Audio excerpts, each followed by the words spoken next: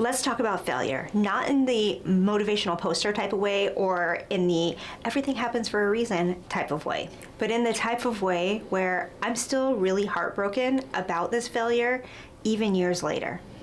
And for clarity, that's allowed. Yesterday I was watching a video by Ed Lawrence, and he was talking about Pixar and how Pixar has failure built into their culture. Like, it is okay to fail. Failure is not something to avoid, it's to be expected. Pixar believes that failure is part of success, that it shouldn't be avoided. And this stopped me in my tracks. So I went reading about Pixar, their process, their philosophy, and how many times it took them to fail before they actually get quality movies out. And it pulled me straight back into one of the most painful business experiences of my life. I've been doing business for almost 30 years. I know how to run companies. Failure is not new to me. I'm also not risk averse. I understand that part of having businesses is the expectation of failure. So I'm not new to things not working out. But this one still hurts. When the pandemic happened, my husband and our 4 kids were living in Guatemala. We had already been going to Guatemala on and off for about 3 years.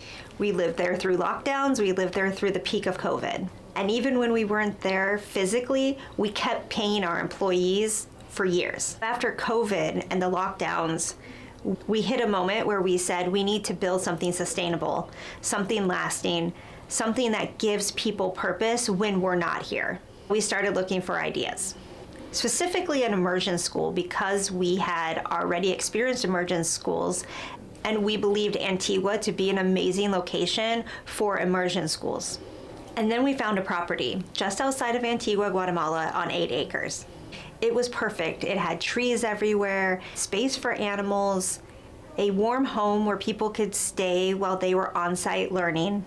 It had a coffee field where we could hire local coffee experts to come in and teach classes to our students. Enough space to have classrooms for children.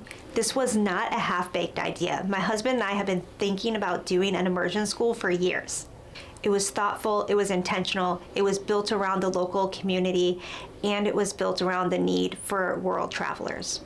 And most of all, it was built around the idea to build a strong community.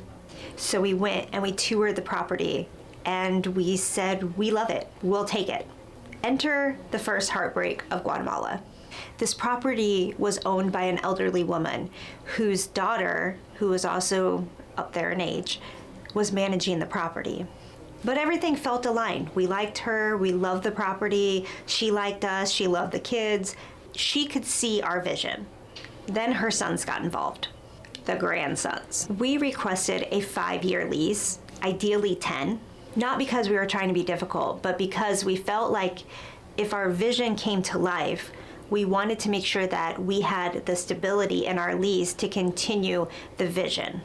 We felt like a year or 2 lease was on borrowed time. And if we were going to put that much money, that much effort, that much marketing into a property, we wanted to make sure that our investment was safe and secure. We even offered to tie the rent rate to the US inflation, trying to be completely fair to them all along the way.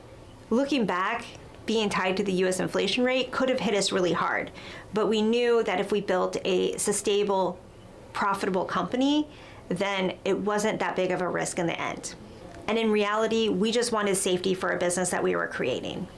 We didn't want to build something successful and then have the rents double on us because it was being successful.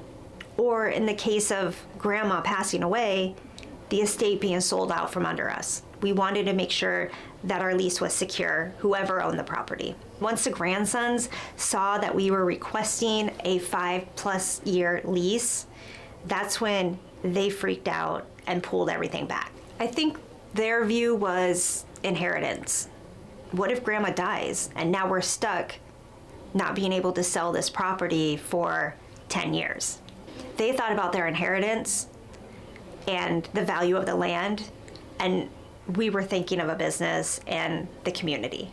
An hour before we were going to go pay for the property and get the keys, we got a call from their lawyer saying that they were pulling the lease back.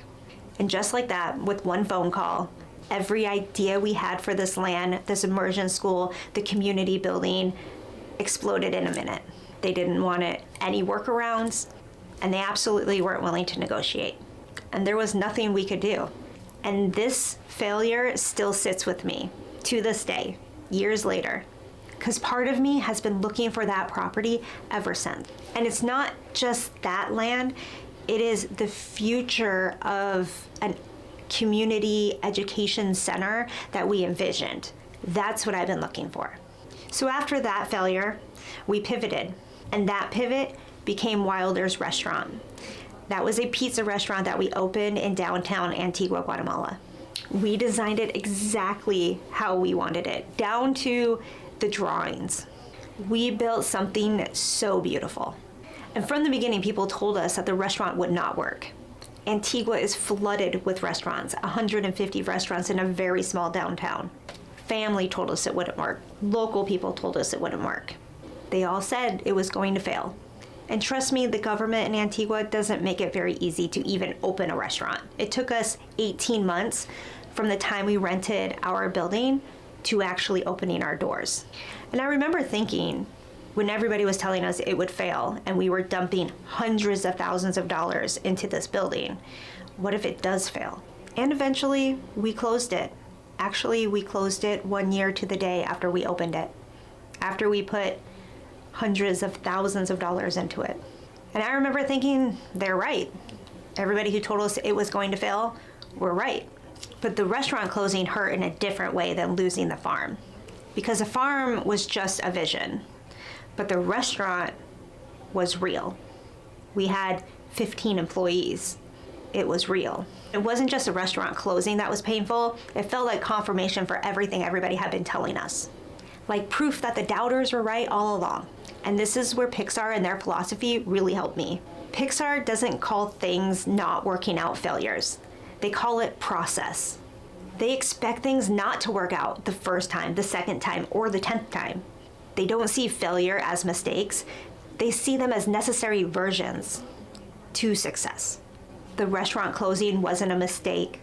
The farm deal falling apart wasn't a mistake. They were drafts. Painful ones, heartbreaking ones, expensive ones. But they taught me things no clear win ever could. So if you're still heartbroken, like I am, over things that didn't work out, they're not failures. It means you cared enough to try, to write the draft. And sometimes a plot twist in your life isn't a success. Sometimes a plot twist is realizing you're still becoming.